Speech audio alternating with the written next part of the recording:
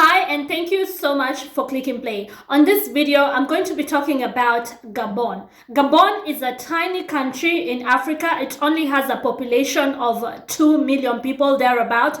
Maybe by now wait, I can just check that out right now just to be accurate. Gabon population.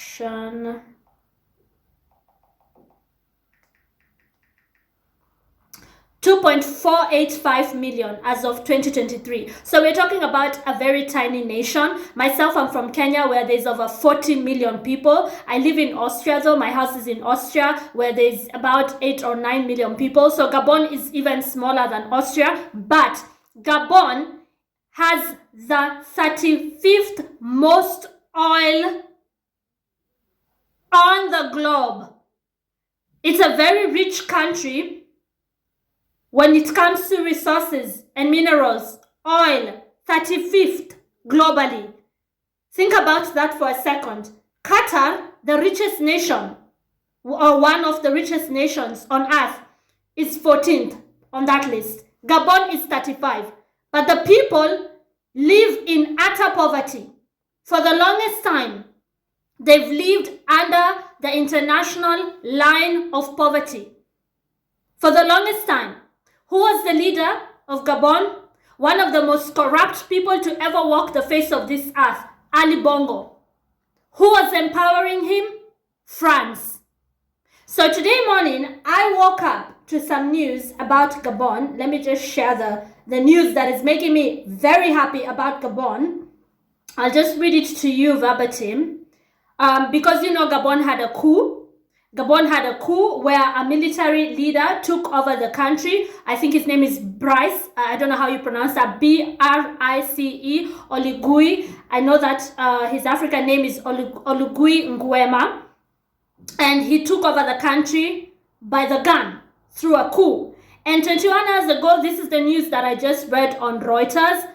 You can see the headline there. Gabon approves coup leader and ex-PM among candidates for presidential vote. So, you know, when a country is taken over by the military, normally the interim leader cannot go on to participate in elections, in the constitutional elections that are going to be held in the country. He takes over the country from whoever person was in charge. If the person was maybe looting the country, like in this case Ali Bongo, one of the most corrupt, one of the biggest thieves to ever walk the face of this earth, and he was being used by the West. He was a puppet of France. So normally he just takes over the country until they come up with better leaders who can then run for election. But Gabon put in place a constitution that allows the military leader to... So all this is okay. Constitutionally, the people of Gabon agreed to it, to go on to the elections, which I think are going to be held in Gabon next month. So it says Gabon's constitutional court approved a list of 8 candidates who are going to run for the elections. Now, if you go back to that headline where it says that one of those people is not only the military leader, but also a former PM, I want to say that the people of Gabon need to be very careful with this former prime minister, because this guy was part of Ali Bongo's team, okay? They need to be very careful when they go for these elections, because if they elect this guy, I don't even know his stupid name, because these are the people who looted that country. And if they go on to support this guy, it's just Ali Bongo 2.0. So you know that Ali Bongo, who by the way is a Freemason, or one of the leaders of Freemasonry on the African continent, that's a whole other rabbit hole that we're not going to go down today. The French people are the ones who went and he saw his allegiance to, you know how the Freemasonry was infiltrated by certain people who have also infiltrated certain religions, a certain mafia group that dates back to the 7th, 6th century. And when you talk about such things in depth, you're going to be called a conspiracy theorist, as if we don't know who infiltrated most of the organizations and who infiltrated most of the religions and are continuing to control countries through puppet leaders. Ali Bongo was one of such puppet leaders. These are not conspiracies. These are things that have years and decades of evidence,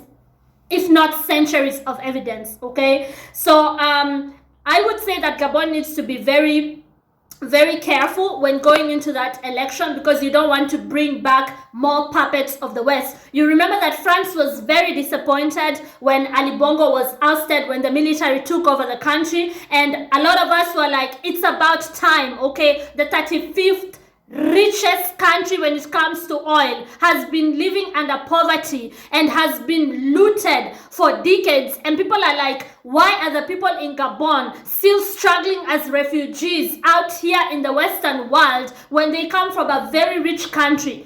Can you imagine a country that would be at par with countries such as Qatar if they had not been looted? Why would its people be sailing to Europe to ask for aid? Why would organizations from the States have a heavy presence in such a country, giving them food and shelter and trying to... Why? It is immoral. It is unbelievable stuff. It is stuff that should not happen. It's only happening on this planet. Sometimes I think this is why the aliens don't talk to us. They don't talk to humanity, to human beings, because they're thinking, why do these people create their own hell down there? A country with 2 billion barrels in its reserves, known, that's the known oil, 2 billion barrels, having people who are living under the international poverty line. I mean, how long was the West going to take advantage of Africa? How long? How long were evil leaders going to be in charge? And you know, I'm about to call out the hypocrisy of a lot of Western countries. I'm about to call out the hypocrites in their governments who helped to push this narrative. You remember when Gabon was, when the military said, enough, we're going to take over power from this guy through the gun. You know, we've been trying to negotiate. The pen has not worked. Now it's time to pick up the guns and take over our country. When that happened, and a lot of us Africans were celebrating that the leaders of Gabon are standing up, the true leaders, not the puppet of the West. And they're saying, you know what, grab the gun, because the pen has failed. We've tried to negotiate. We've tried to go into seminars and conferences and have a sit down with these people and say, hey, you're stealing from our people. And we've tried to have fair trade with these people. We've tried to be civilized and talk about it. But now they will not listen to us. They will continue to impoverish our people. Our people will continue to die. Our people will continue sailing to the West to ask, to beg for food. Why is this happening? The pen has failed. Pick up your guns, boys. Let's go to war. When this happened, the West started its media propaganda. Okay? They started their usual propaganda. Oh, sanction this country because they're using child soldiers. Oh, stop these people because they're going to create bloodshed. The West started talking to us about peace. Why can't Africans embrace peace? Why can't you be peaceful? First of all, fuck you. Because a lot of you countries, you rich countries in the West, the way you got there is through a lot of bloodshed. Dating back to all the way back. Let's talk about the Viking era. Let's talk about the revolutions, the French Revolution. Let's talk about recently the First and Second World War. You've had bloodshed for you to enjoy the peace that you're enjoying today. But the moment Africans want to get you out of our politics, liberate ourselves from under your thumb, because a lot of African countries are still under colonization. Maybe not openly, but very subtle. And this is exactly why the Western world panicked when Ali Bongo, their puppet, was ousted by boys with guns who decided to take over their country. Look at this headline. Gabon crisis is another challenge to France's African strategy. You've been strategizing on our continent. You've been strategizing on how you can loot, enrich yourselves, make your countries great, while impoverishing the African people. When the boys went to the streets, this is why you see such headlines hit that, oh, Africans, choose peace, when in reality, countries such as France are only panicking that, oh my gosh, now we don't have a puppet leader. Oh my gosh, now the Africans are waking up and asking questions. That is exactly what is happening. At the end of the day, the truth always comes out. The truth has got to prosper. The liars, the evil liars have got to be exposed. Neocolonization is still very rampant on the continent. A lot of these former Western powers, former colonies, are not really former. They are there. They are still there. through certain aid organization, charity organization, which are just spy agencies to meddle in our politics, through puppet leaders such as this nonsense man, Ali Bongo, Satanist. Through such leaders, they are still in charge of us, in charge of our nations. When we decide to get away from you guys and get from under your thumb that we don't need your rule anymore. Oh, be peaceful, Africans, be peaceful. When our boys pick up the gun and say enough is enough, we need to take charge. We need self-rule. Let us struggle in our homes and not going out to other people's homes to beg. Why are we begging out here for jobs when we come from some of the richest countries on earth? When our boys say, okay, our children, our women, they've suffered enough. We need to stand up and take over our countries. Africans, be peaceful. Why is there bloodshed? How did your countries become rich? How did your countries become stable? Through war. Through war. Europe has had some of the most monumental wars throughout history. And then you want to have the moral authority over us to tell us to be peaceful when we are asking for our own independence and our own freedom, and we want to self-rule. You want to tell us to be peaceful. Were you peaceful during the French Revolution? When you ousted the monarchies? When you did away with the churches that you thought were just a tool to control the people? Were you peaceful during World War I and World War II? Go to hell. You only talk about peace when you want to continue looting us. But when we stand up, oh, Africans are always at war. Africans are always at war. Where were you 100 years ago? Where were you 100 years ago? The Bosnian War, which left the Bosnian people impoverished, is even more recent. It was happening even when I was a child. And then when Africans say, okay, you know what? If it's not working through the pen, if we cannot negotiate with these people, if we cannot say, hey, stop looting us, let us have fair trade, then we're going to have boys in the streets with guns and bombs asking for freedom.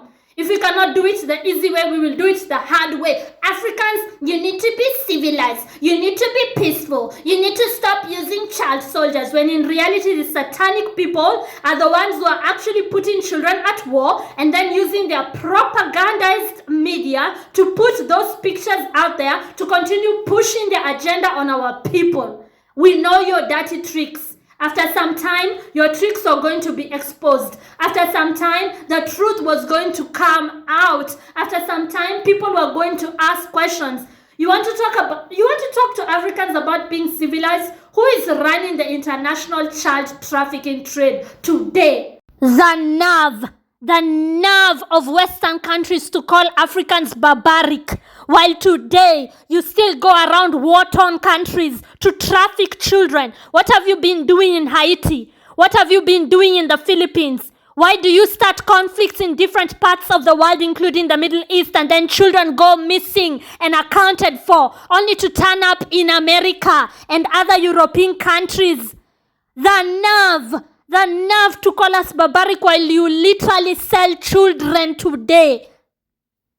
Who are you calling barbaric? Who have been the real barbarics throughout history? Who has caused the most bloodshed, not only to your people, but on the African continent, on the Asian continent? You've looted your own people, you've killed your own people to the point now you spread to other countries and other continents to colonize other people through being very savage and barbaric. Today, who is running the trade of children? I mean, you ran slave trade. I guess that went out of fashion. People are too awake for that. Now you're doing other evils, and then you want to talk to us about morality. The hypocrisy of the West. Do not even get us started. I'm very happy that about 21 hours ago, they approved the military leaders to also run for political office in Gabon, and I hope that the people of Gabon make informed decisions. Do not take back the likes of Ali Bongo's friends. Do not take back. In fact, those people should right now be facing crimes against humanity.